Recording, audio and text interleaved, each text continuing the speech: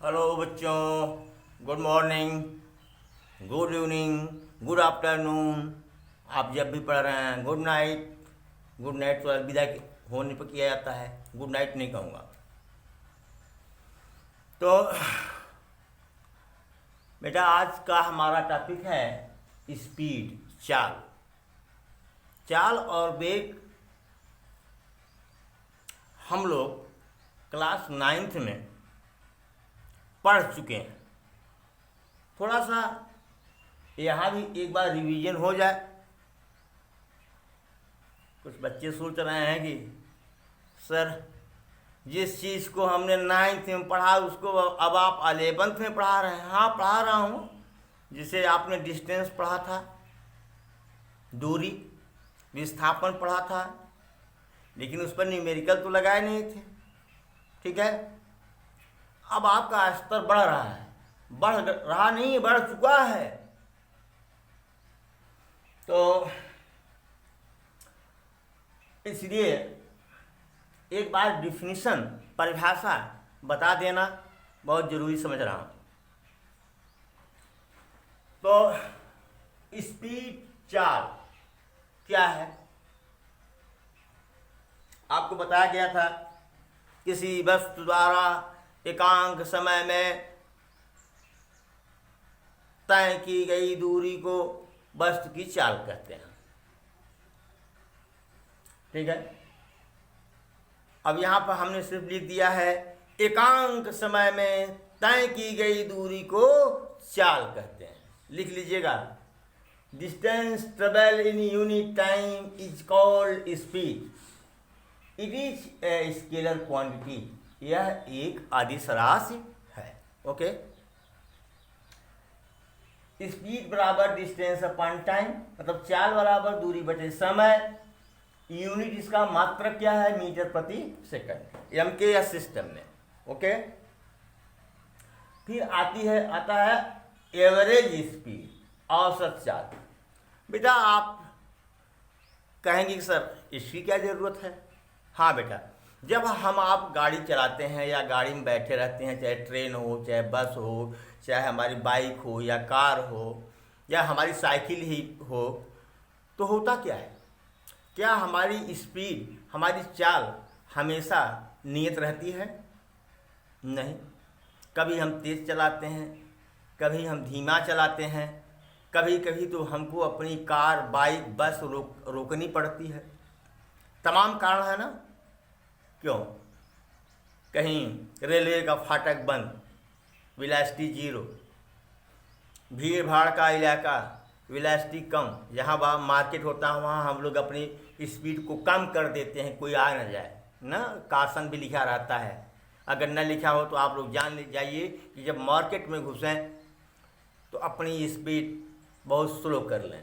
Okay, या कहीं breaker पड़ गया तो वहाँ भी हमारी स्पीड कांस्टेंट नहीं रहती, वहाँ हमारी स्पीड घट जाती है, बहुत धीरे से उस ब्रेकर को क्रॉस करते हैं हम लोग।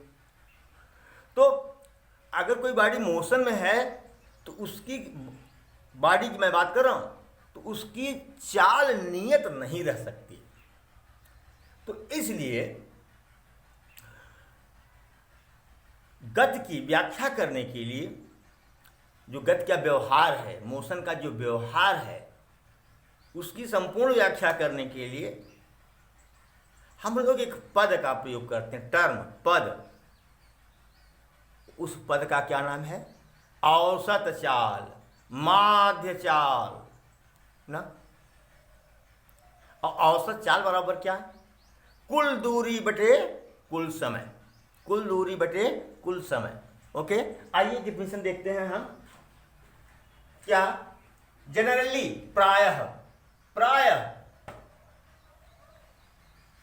इन जर्नी, यात्रा में, speed of an object may not constant due to many reason. प्रायः यात्रा में वस्तु की चाल बहुत कारणों से नियत नहीं हो सकती। To explain the overall behaviour of moving object, a term is used गतिमान वस्तु के व्यवहार की व्याख्या करने के लिए एक पद का प्रयोग किया जाता है विच इज कॉल्ड स्पीड, जिसे which is called average speed या which is called average speed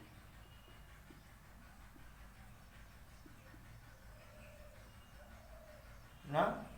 चलती हुई वस्तु के व्यवहार की व्याख्या करने के लिए हम एक पद का प्रयोग करते हैं, उस पद को हम औसत चाल कहते हैं। क्या कहते हैं?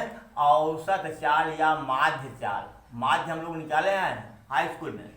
तो एवरेज स्पीड, औसत चाल बराबर total distance upon total time. ठीक है, कुल दूरी बटे कुल समय। ये औसत आप लिख सकते हैं, इसको भी औसत या भी माध्य दोनों लिख सकते हैं, जो भी है। भी एवरेज, औसत वेग बराबर टोटल डिस्टेंस को हमने डेल एस कहा और टोटल टाइम जो समय लगा उसको हमने क्या कहा? Del T. तो जब कुल दूरी, जैसे हमने मान लीजिए कि 250 किलोमीटर की यात्रा की, 5 घंटा लगा। 250 किलोमीटर की यात्रा की, 5 घंटा लगा। तो 250 में 5 का हम भाग दे दिए। 250 में और सॉरी 5 घंटा का सॉरी 2.5, तो कितना आया? 50। यही कहते हैं 50 किमी प्रति घंटा। मतलब कि हमारी जो कार चल रही थी, कहीं 80 चल रही थी, कहीं 70 चल रही थी, कहीं 60 चल रही थी, कहीं 50 चल रही थी, कभी 30 चल रही थी। हो सकता है हाईवे पे आपकी कार 100 भी चल रही हो सकता है हाईवे पर आपकी कार 100 भी चल रही हो। ट्रेन में यात्रा करते हैं, जहाँ कासन रहता है वहाँ ट्रेन बहुत धीमी धीमी चलती है। जहाँ कासन नहीं रहता पूरा एकदम तगड़े स्पीड में चलती है कि नहीं चलती है।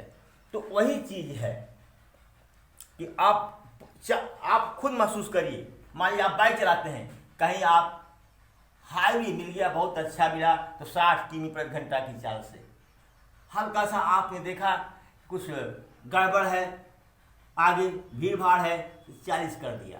कहीं ब्रेकर है तो आपने 30 कर दिया, 30 या 20 कर दिया। कहीं रेलवे फाटक बंद है, स्पीड 0 हो गई। हाँ, कहीं 65 कर दिया, कहीं 50 कर दिया, कहीं 55 कर दिया। तो पता चला जब कुल दूरी आपने जो तय किया, पता चला कि 250 किलोमीटर और समय कितना लगा? 5 घंटा। तो एवरेज स्पीड कितनी है? 50 किमी प्रति घंटा। तब हम यह मान लेते हैं कि हमारी गाड़ी पूरी दूरी को 50 किमी प्रति घंटा की चाल से तय की। चलिए बेटा, एक चीज ही ये तो क्लियर हुआ। तो अब आता है इंस्टेंटेनियस स्पीड, तात्क्षणिक चाल। जैसे तात्क्षणिक मतलब क्षण भर में स्पीड बताओ। जैसे आप हैं, हाँ, हमारी आपकी एक कार है, हमारी आपकी कार है, हम आप बैठे हैं इसमें, हम आप बैठे हैं, ड्राइवर चला रहा है। ये जो है सपोज कि किसी भी स्पीड से जा रही है, मतलब परिवर्ती स्पीड है, कभी 60, कभी 70, कभी 80, कभी 40, कभी 30, कभी 15, ऐसे हमारी गाड़ी चल रही है। हमने कहा कि जो कहने में देर लग रहा है, कहने में देर लगता है, पलक झपकते आप देख सकते हैं कि अरे कितना स्पीड है इस समय। जैसे जब आप वो स्पीडोमीटर पर जब आप निगाह लगाते हैं तो वो मोमेंट्री होता है बेटा, क्षणिक होता है। उस समय देखते हैं कि हमारी गाड़ी की स्पीड क्या है, एक क्षण में। मतलब पलक झपना तो ज़्यादा हो गया, पलक झपना तो ज़्यादा समय ले लिया, केवल आप निगाह पड़ी तो आप बता देते हैं स्पीड इतना है। पता चला अगले सेकंड में देखा कि स्पीड कुछ कम हुई, कुछ ज़्यादा हुई। मतलब कि टी बराबर जो समय डेल टी है, इसका मान कितना है? लगभग 0 के समीप है, 0 सेकंड के समीप है। इस समय जो हम स्पीड देखते हैं उसी को हम क्या कहते हैं? तात्क्षणिक स्पीड, इंस्टेंटेनियस वेलोसिटी।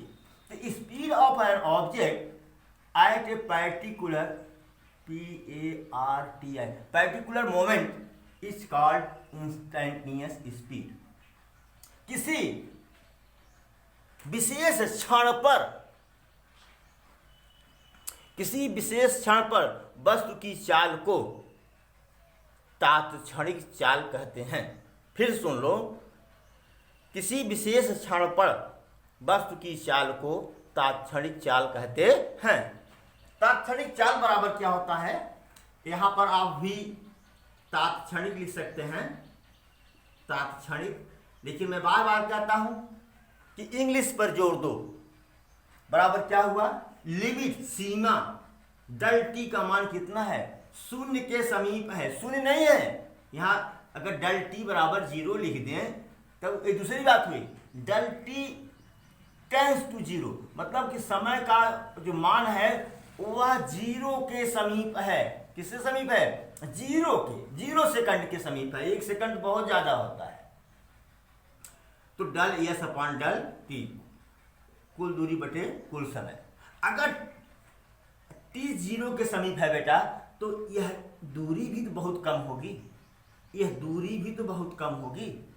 तो इसलिए इस दूरी को हम ds और इस टाइम को हम dt, ds अपॉन dt। अब देखो बेटा, ये एक्चुअली आ गया ये डिफरेंशिएशन, डिफरेंशिएशन,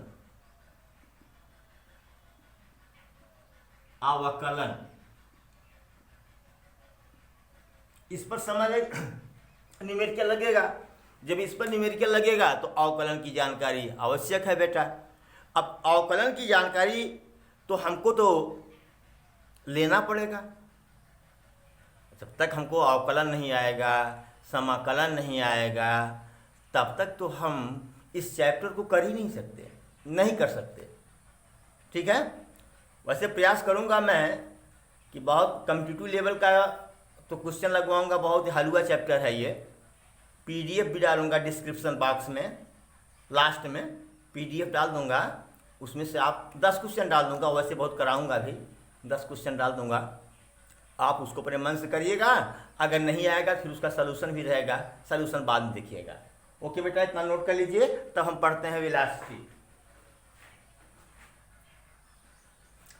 वेलोसिटी क्या है, displacement travel in unit time is called velocity. एकांक समय में हुए विस्थापन को वेग कहते हैं। ठीक है, एकांक समय में हुए विस्थापन को वेग कहते हैं। It is vector quantity, it is a vector quantity. Okay, यह एक सदिश राशि है। वेलोसिटी बराबर डिस्प्लेसमेंट अपॉन टाइम, और भी ये वेक्टर का समय चिन्ह लगा दिए बेटा। वेक्टर आपका अगला चैप्टर है, पढ़ाएंगे। ये वेक्टर का साइन है, वेक्टर बराबर वही उसमें क्या क्या थे, distance S upon T, yes upon T ना, यस अपॉन टी। वेक्टर लगा दिए। विस्थापन भी क्या है, एक वेक्टर क्वांटिटी है, सदिश राशि है। इसका यूनिट क्या है, मीटर पर सेकंड। और क्योंकि सदिश राशि है जिसमें डायरेक्शन होगा, दिशा होगा। इसकी दिशा क्या है, डायरेक्शन ऑफ डिस्प्लेसमेंट, विस्थापन की दिशा। इसकी दिशा क्या है, विस्थापन की दिशा। अब विस्थापन की दिशा क्या होती है बताया जा चुका है, from initial position to final position, from initial position to final position. Okay, जिस तरह से आपने स्पीड में पढ़ा, एवरेज स्पीड ना, इंस्टेंटेनियस स्पीड, उसी तरह से इसमें एवरेज वेलोसिटी पढ़ेंगे, इंस्टेंटेनियस वेलोसिटी पढ़ेंगे। उसके साथ साथ एक और uniform speed, uniform speed, non uniform uniform velocity मतलब समान वेग, एक समान वेग। नॉन यूनिफॉर्म वेलोसिटी असमान वेग, परिवर्ती वेग। ओके, तो बेटा यहां पर आप देख रहे हैं कि जब, पहले यहीं पर आप थोड़ा सा समझ लीजिए कि चाल और वेग में क्या अंतर है। थोड़ा सा आप यहीं पर देखने का प्रयास करें, ध्यान दीजिएगा। जैसे आप कभी केवल महसूस करिए, कोई गंदा आदमी कोई गंदी हरकत करके चोरी चमारी कुछ करके भागा, अब बहुत स्पीड से भागा, आपको लगा कि 70 किमी प्रति घंटा किसकी स्पीड होगी। आपने तुरंत पुलिस को फोन किया, कहा साहब इस जगह ऐसी घटना हुई और अपराधी इतना किमी प्रति घंटा की, लगभग इतना किमी प्रति घंटा की चाल से भागा। तो पुलिस वाला पूछेगा, अरे पागल ये बता किस दिशा में भागा। भाई उसको घेरना है ना चारों तरफ से, किस दिशा में भागा। यानी आप उसको बता रहे हैं चाल, वेग नहीं बता रहे हैं, आप बता रहे हैं चाल, वह पूछ रहा है वेग। वह क्या पूछ रहा है? वेग। वेग में क्या चाहिए? दिशा। ध्यान दीजिए, पहले इसे चाल बराबर आपने कह दिया 70 किमी प्रति घंटा ना। अगर आप इसी में यह कह दें कि 70 किमी प्रति घंटा ईस्ट, पूर्व की तरफ, ये वेक्टर हो गया, तब ये क्या हो गया? वेक्टर। मतलब तब ये हो गया वेलोसिटी, वेग हो गया। और ये क्या है? चाल है। अगर चाल में दिशा जोड़ दें तो हमको वेग मिल जाता है। चाल के साथ साथ क्या जोड़ दें? दिशा, तो क्या बन गया? वेग। वह 10 किमी प्रति घंटा की चाल से जा रहा था, चाल है। वह 10 किमी प्रति घंटा की चाल से पूरब दिशा में जा रहा था, वेग हो गया। देख रहे हो कि नहीं? ये तो चाल है। ये क्या है? चाल। ये क्या है? दिशा। और ये चाल क्या है? परिमाण, मात्रा। यानी चाल है क्या? वेग का परिमाण है। कोई आपसे पूछे कि बेटा चाल और वेग में क्या अंतर है, लिख कह दो कि speed is magnitude of velocity. चाल वेग का परिमाण है। क्या? चाल वेग का परिमाण है। ये शायद बहुत कुछ बता देगा। ये सदिश राशि है, अदिश राशि है, हाँ, दोनों का मात्रक मीटर पर सेकंड होगा। 3-4 बातें इसमें छिपी हुई हैं। और पूरे वेग को पढ़ लेंगे, आगे हम बताएंगे, ठीक है, डिफ्रेंशिएट करेंगे। अभी इसके बारे में मुझे कुछ और कहना है, लेकिन अंतर कभी कभी पूछता है तो दोनों का अंतर एक साथ हम आपको दिखाएंगे। ओके, तो मेरे ख्याल से आप समझ गए होंगे चाल क्या है? वेग का परिमाण है। अगर चाल में दिशा जोड़ देंगे तो क्या मिल जाएगा? वेलोसिटी, वेग। क्या मिलेगा? वेग। ओके बेटा, चलिए ठीक है। अब हम पढ़ते हैं क्या? Uniform and non uniform velocity. If magnitude मतलब चाल, स्पीड, परिमाण, and direction of moving object is constant with time, then velocity is said to uniform velocity। यदि किसी गतिमान वस्तु की चाल और दिशा दोनों समय के साथ नियत रहें तो उसके वेग को एक समान वेग कहते हैं। बात समझ में आई? दो ही चीज तो होती है स्पीड में, एक मैग्नीट्यूड, मैग्नीट्यूड मतलब क्या? चाल, और दूसरा क्या होता है? दिशा। अगर दोनों समय के साथ न बदल रहे हों, नियत हों, वह वेग कैसा होगा? नियत वेग होगा। यूनिफॉर्म वेलोसिटी, नियत वेग या एक समान वेग। इसकी हेडिंग क्या हो गई? एक समान वेग। ओके, दूसरा है आपका नॉन यूनिफॉर्म वेलोसिटी, मतलब परिवर्ती वेग। इसकी हिंदी है परिवर्ती वेग। या असमान वेग, असमान वेग। ठीक है बेटा, इसकी हिंदी। चल अब देखो बेटा, इफ मैग्नीट्यूड और डायरेक्शन आर बोथ, हमने कहा था कि वेलोसिटी में दो चीजें हैं, एक तो स्पीड है, दूसरा डायरेक्शन है। चाहे स्पीड बदल जाए तब भी वेलोसिटी क्या हो गई, बदल गई, या दिशा बदल जाए स्पीड कांस्टेंट रहे। ध्यान दीजिए, जैसे ये 10 किमी, अच्छा ऐसे ये सर्कुलर पाथ है, वृत्ताकार मार्ग है, ये आप है, ये आप है। आप इसी पर दौड़ रहे हैं, वृत्ताकार पथ पर दौड़ रहे हैं, और आपकी जो स्पीड है कितना है, 10 किमी प्रति घंटा। चलो भाई, स्पीड तो आपकी क्या है, ये नियत है, कांस्टेंट है, नियत है, ये नहीं बदल रहा है। लेकिन जब बेटा आप दौड़ोगे इस पर वृत्ताकार पथ पर, तो हर जगह आपकी दिशा बदल रही है। एक बिंदु से दूसरे बिंदु पर जाने पर ही क्या हो जा रही है, दिशा बदल गई। जैसे दिशा कैसे ज्ञात करते हैं, स्पर्श रेखा खींचकर, टेंजेंट खींचकर। जैसे आप यहाँ हैं, तो यहाँ पर टेंजेंट यानी स्पर्श रेखा खींचिए, तो आपके वेग की दिशा यहाँ है। आप यहाँ हो, आपकी दिशा क्या है, यहाँ है, ऐसे है। आप यहाँ हो तो आपकी दिशा क्या है, ऐसे है। देख रहे हो अपने वृत्ताकार मार्ग पर स्पीड क्या है, नियत है, लेकिन डायरेक्शन क्या है, डायरेक्शन दिशा क्या है, चेंजिंग, बदल रहा है, चेंजिंग, कंटिन्यूअसली चेंजिंग, मतलब मैग्नीट्यूड कांस्टेंट है, दिशा बदल रही है।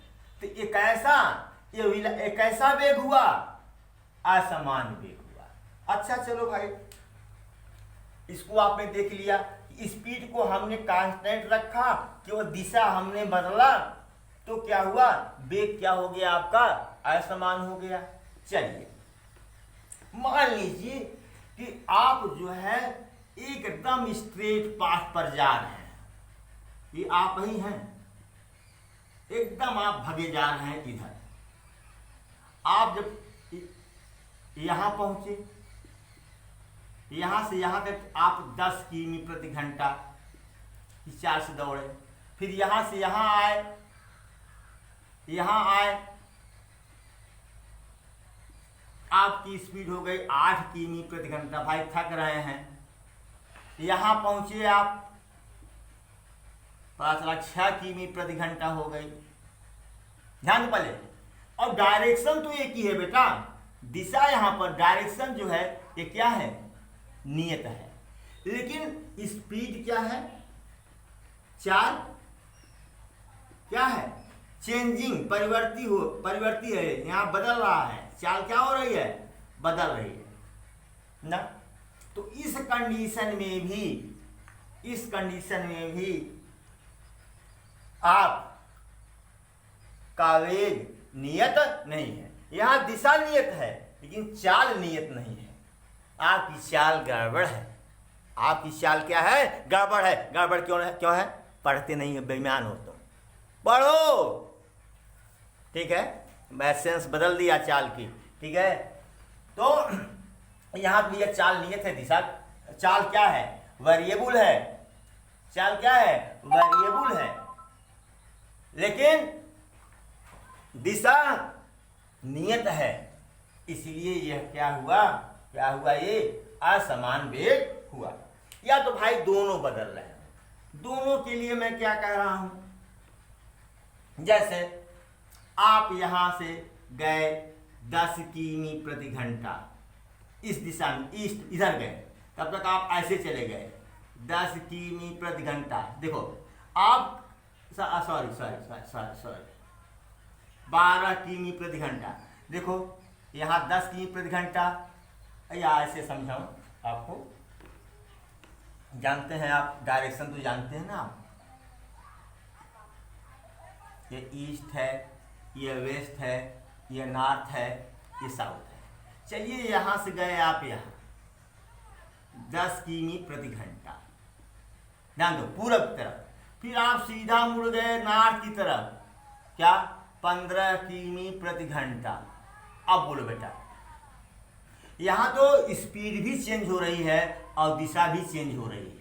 स्पीड मतलब मैग्नीट्यूड, परिमाण भी बदल रहा है, दिशा पूरब से उत्तर हो जा रहा है, दिशा पूरब से उत्तर हो जा रहा है, दोनों बदल रहे हैं। तो ऐसी स्थिति में जो आपका वेग है उसे हम क्या कहेंगे, नॉन यूनिफॉर्म, मतलब सॉरी असमान वेग, नॉन यूनिफॉर्म वेलोसिटी। क्या कहेंगे, नॉन यूनिफॉर्म वेलोसिटी। आइए जो लिखा हूं उसको समझा देता हूं। इफ मैग्नीट्यूड कोष्टक में है speed, I direction or both, यदि परिमाण या दिशा या दोनों आर नॉट कांस्टेंट, नियत नहीं है, दोनों में से कोई एक या दोनों नियत नहीं है, विथ टाइम, समय के साथ, then velocity is called non uniform velocity. तब हम वेग को असमान वेग या परिवर्ती वेग कहते हैं। Note it please. अब बात आती है एवरेज वेलोसिटी की, औसत वेग। औसत वेग भैया काहे निकालना पड़ा, परिवर्ती वेग के कारण। किसके कारण, परिवर्ती वेग, वहां परिवर्ती चाल थी, चाल असमान थी, इसीलिए हमको क्या करना पड़ा, औसत चाल निकालना पड़ा। यहाँ परिवर्ती वेग के कारण औसत वेग, एवरेज वेलोसिटी निकालने की जरूरत है। पहले समझिए इस चीज को। इसे मान लीजिए यहाँ देखिए, ये ईस्ट, वेस्ट, नॉर्थ, साउथ। चलिए यहाँ पर आपने t बराबर 0 से यात्रा आपने प्रारंभ किया और इस दिशा में आप गए 8 किलोमीटर, ठीक है। फिर आप उत्तर साइड में चले गए या दक्षिण साइड में आप मूव कर गए, कितना, 6 किलोमीटर यहां मूव कर गए आप। तो वेग तो बदल गया, यहां देखो मैग्नीट्यूड भी बदल रहा है और डायरेक्शन बदल रहा है। तो औसत वेग क्या होगा, तो टोटल डिस्प्लेसमेंट तो बेटा ये होगा, जरा देखो ये टोटल डिस्प्लेसमेंट है, ये वाला, इसका डायरेक्शन क्या होगा, इनिशियल टू फाइनल। तो ये यस कितना होगा भैया, डल यस कितना होगा, अरे आप पाइथागोरस थ्योरम लगाओ, √8 का स्क्वायर प्लस 6 का स्क्वायर का √100, दैट्स 10 मीटर या किलोमीटर, 10 क्या किलोमीटर। और जब आप यहां पहुंच गए यहां पर, तब आप टी क्या था बताओ, मान लो टी बराबर आ गया कि 2 आवर्स, कितना, टी बराबर 0 शुरू किए थे, यहां आने पर आपका समय कितना लगा, 2 घंटा। तो डल टी कितना हुआ बेटा, T2 माइनस T1 बराबर 2 माइनस 0 बराबर 2 आवर, 2 घंटा। तो एवरेज स्पीड क्या भाई, यहां से यहां तक स्पीड कुछ थी, यहां से यहां की स्पीड कुछ थी, एवरेज स्पीड कितनी हुई, एवरेज स्पीड, कुल टोटल डिस्प्लेसमेंट कितना हुआ, 10 kilometre upon 2 hour, total time taken लगा कुल समय बराबर 5 किमी पर आवर। देख रहे हो नहीं, यह स्पीड वेलोसिटी बदल रही है, तो हमको क्या निकालना पड़ा बेटा, एवरेज वेलोसिटी। एवरेज वेलोसिटी में हमने क्या ले लिया, डिस्प्लेसमेंट, टोटल डिस्प्लेसमेंट ले लिया, फाइनल डिस्प्लेसमेंट ले लिया, और कुल समय का क्या कर दिया, भाग दे दिया, हमको मिल गया ये क्या, एवरेज, क्या वेलोसिटी। अब इसका डायरेक्शन क्या है, हमने कहा था इसका डायरेक्शन तो वही है भैया, वही है जो डिस्प्लेसमेंट का है। जो डिस्प्लेसमेंट का है, इसका डायरेक्शन तो यही हुआ। और वैसे भी अगर आप बताएं कि साहब होरिजिन से मतलब क्या कहते हैं उसको, क्षैतिज से किस कोण पर है, इसको क्या मान लो, थीटा। तो क्या निकाल लो, tan थीटा। क्या निकाल लो, tan थीटा बराबर परपेंडिकुलर अपॉन बेस हाइपोटेन्यूज, लंब बटे कर्ण। ये थीटा है तो लंब कितना है, 6/5। तो थीटा बराबर tan इनवर्स 6/5। ये होगा ये आपका फ्रॉम होरिजिन मतलब क्षैतिज से। ठीक है बेटा, तो क्षैतिज से इतने कोण पर जो है ये जा रही है। या ऐसे भी कर सकते हो भाई ये दोनों बराबर नहीं है इसलिए हम इसको 45 डिग्री नहीं मान सकते। अगर दोनों बराबर होते ये तो 45 डिग्री हो जाता। ठीक है ना, तो ये फ्रॉम ये कह सकते हो। लेकिन ये भी तो है, इतना तो इधर भी तो हो सकता था। मतलब ये तो अगर ऊपर गया होता ये लेते तब भी तो थीटा इतना आता। बोलो यार,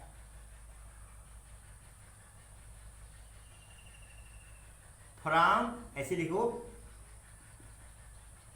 east to south, east to पूरब से दक्षिण की तरफ, पूरब से दक्षिण की तरफ, पूरब से दक्षिण की तरफ, ये हमारा डिस्प्लेसमेंट है।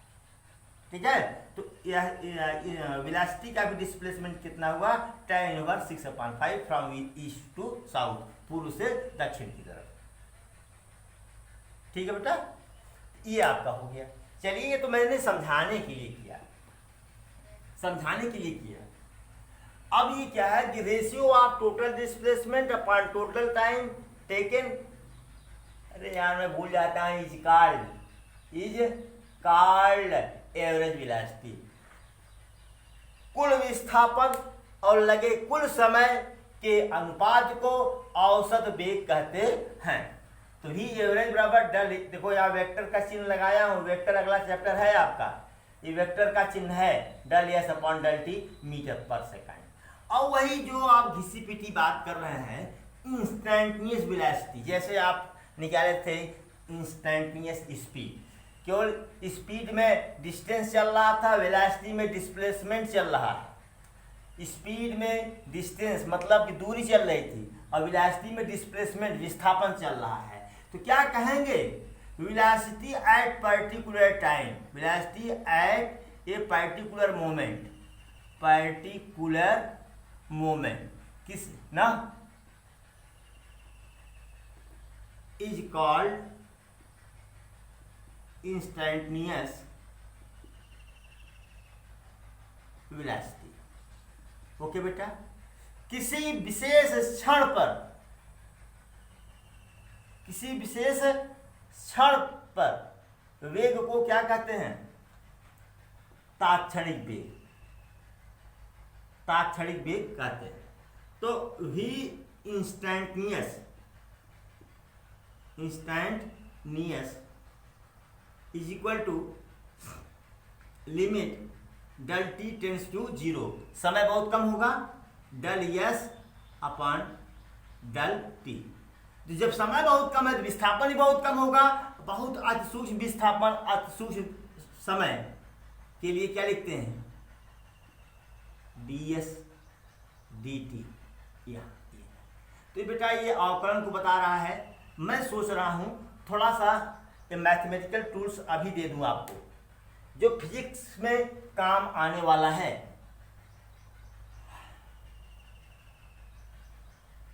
क्या करूं, अभी मेरे समझ नहीं आ रहा, अभी दूं नहीं, अभी देता हूं, थोड़ा थोड़ा करके मैथमेटिकल टूल्स दे रहा हूं मैं। बात आती है डिफरेंशिएशन की, डिफरेंशिएशन की ना। डिफरेंशिएशन क्या होता है, सपोज करो ये एक्स एक्सिस, ये वाई एक्सिस, कोई स्ट्रेट लाइन है। ये क्या है, ये स्ट्रेट लाइन है। हमने कहा कि इस बिंदु पर झुकाव प्रवणता, आप लोग खूब पढ़ चुके हैं क्लास 10th में, प्रवणता क्या है, तो यहाँ से एक्स एक्सिस के पैरेलल एक लाइन खींचेंगे, इस कोण को माप लेंगे थीटा। क्योंकि ये स्ट्रेट लाइन है इसलिए ये भी क्या होगा, थीटा। यहाँ पर करना होगा तो ये क्या होगा, थीटा। ध्यान दो भाई। अब इसका मान लो कि ये कोऑर्डिनेट x1 y1 है, ये बेटा कितना हुआ y1, ये कितना हुआ x1। तो tan थीटा बराबर क्या हो जाएगा बेटा, लंब बटे आधार y1 बटे x1, y1 बटे x1 हुआ। इस पॉइंट पर ये हुआ प्रमाणता।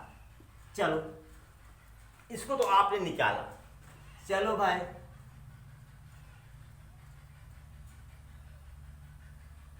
अब थोड़ा सा डिफरेंशिएशन बताना है हमको, इसीलिए हम अरे हैट। अच्छा चलिए देखता हूं। पता चला कि एक ग्राफ आपका ऐसे है ना, तो इसका स्लोप तो कांस्टेंट नहीं है भाई, इसका तो स्लोप हर जगह नियत था, हर स्ट्रेट लाइन है ना, तो झुकाव हर जगह नियत था। लेकिन इसका अगर यहां ले लें ये कुछ होगा, यहां ले लें ये कुछ होगा, इसका झुकाव कहां से ले लें, एक्स एक्सिस पर डालेंगे इसका, ये θ1 हो गया, यहाँ देखो ये θ2 हो गया ना। यहाँ कोई पॉइंट ले लें तो यहाँ से अगर डालोगे ये θ3 हो गया। अगर कर्व है तो झुकाव हर पॉइंट पर क्या बन रहा है, प्रवणता क्या हो रही है, हर बिंदु पर क्या हो रही है, बदल रही है। प्रवणता शब्द आपने हाई स्कूल में सुना अच्छी तरह से।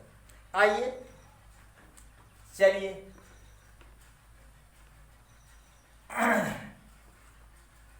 मान लीजिए ये स्ट्रेट लाइन है, अब हमको प्रवणता निकालना है।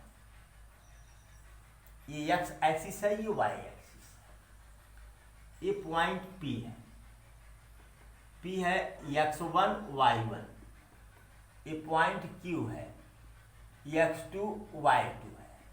ठीक है, इस पॉइंट पर हमको ये प्रवणता ज्ञात करनी है। तो हमने क्या किया, ये तो एक्स एक्सिस के पैरेलल डाला, हमने यहां से परपेंडिकुलर ड्रॉ कर दिया एक्स एक्सिस पर। ठीक है बेटा, अब बताओ अगर ये x1 y1 है तो ये कितना होगा y1, और यहां से यहां तक ये कितना होगा x1, ये x2 है तो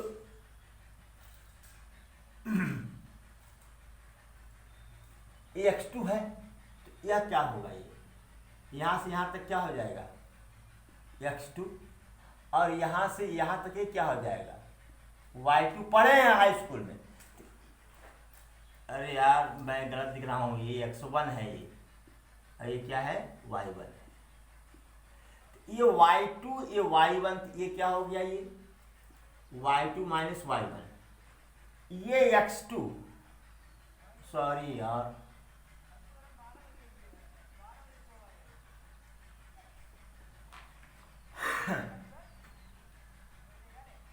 सब गड़बड़, सब का सब गड़बड़ किया। ये x1 और y1 है तो बेटा ये x1 होगा, ये y1 होगा।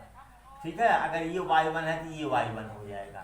फिर से देखो यार, सब गड़बड़ कर दिया हमने जल्दी में, वीडियो लंबा हो रहा है इसी चक्कर में।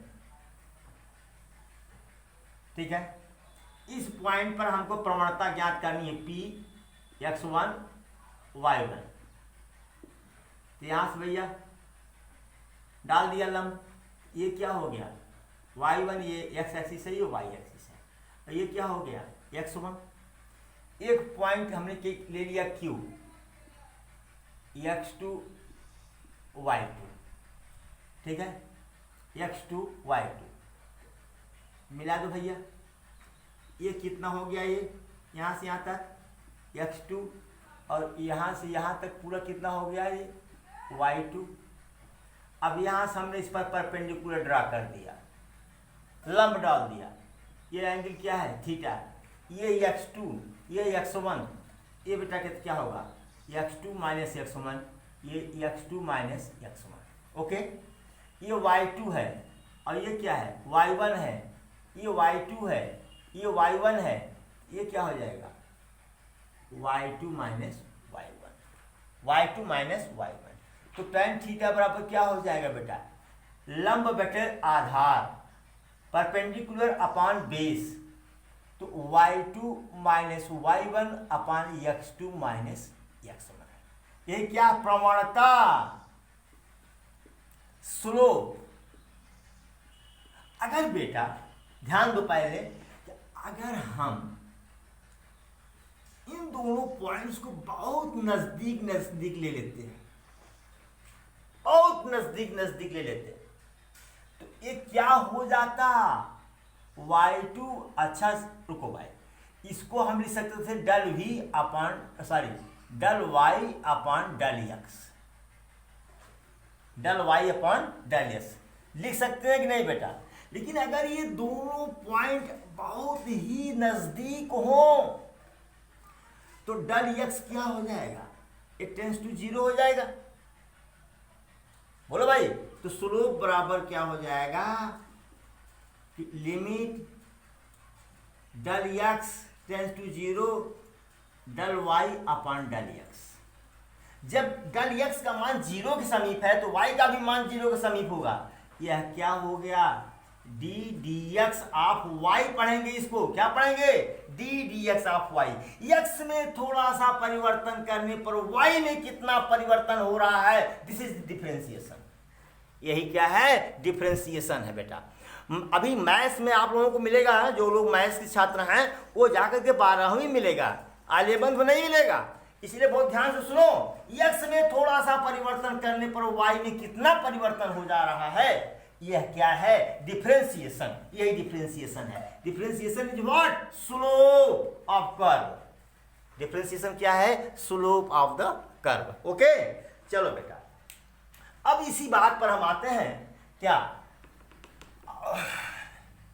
बहुत डिटेल में नहीं जा रहे, जल्दी जल्दी समाप्त करना चाह रहे हैं। जैसे अगर y बराबर है x power n, x power n, x में थोड़ा सा परिवर्तन करने पर y में कितना परिवर्तन होगा, तो लिखेंगे d dx of y equal to d dx of y की जगह लिखेंगे x पावर n ना।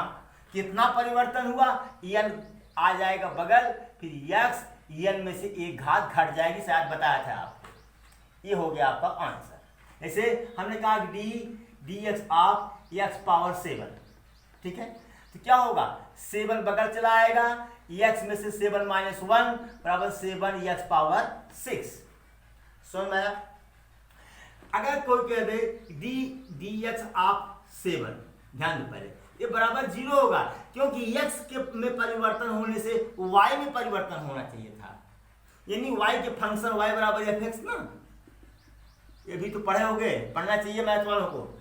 तो ये क्या होगा, 0। जैसे हम कह दें D D X of T, ध्यान दो पहले, तो T is constant here, x का टी से कोई लेना देना नहीं है, ये तो चल रहा है जो हमने फार्मूला निकाला है एक्स और किसमें, वाई में, ठीक है। तो यह भी क्या हो जाएगा, 0। कभी कभी ऐसा आपको मिल जाता है, ऐसा कि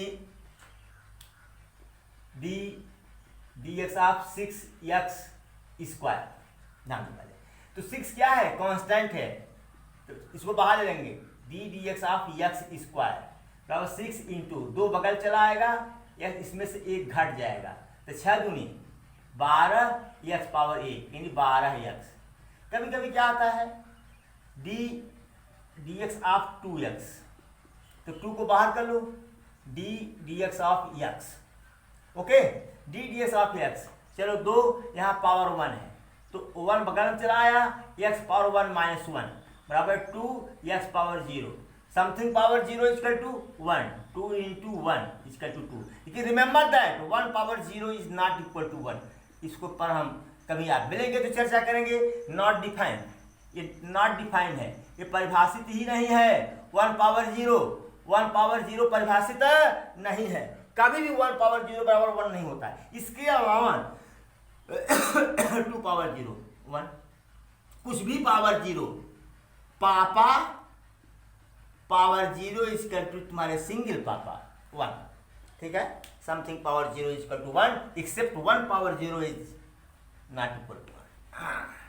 ओके, तो अब देखो बेटा, जैसे हमने कह दिया टाइम के साथ D T of T power 5, क्या करोगे, 5 बगल टी, इसमें से एक घात कम 4, D T of 6 T cube, क्या करेंगे, 6 बाहर, D T of T cube, तो 6 इंटू 3 टी स्क्वायर बराबर 18 टी स्क्वायर। कभी पूछता है डी टी ऑफ टी, तो हमेशा डायरेक्ट 1 लिखो, क्योंकि 1 ही आएगा ये ना।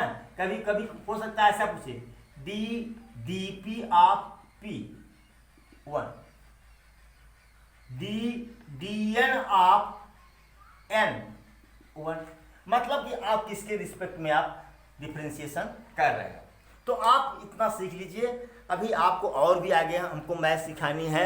इतना अगर आप सीख ले रहे हैं तो कल या परसों जब भी हमको मौका मिला तो जो वीडियो देंगे हम स्पीड और वेलोसिटी पर न्यूमेरिकल का देंगे, बोर्ड लेवल का भी देंगे और हायर लेवल का भी देंगे, मतलब कॉम्पिटिटिव लेवल का भी देंगे।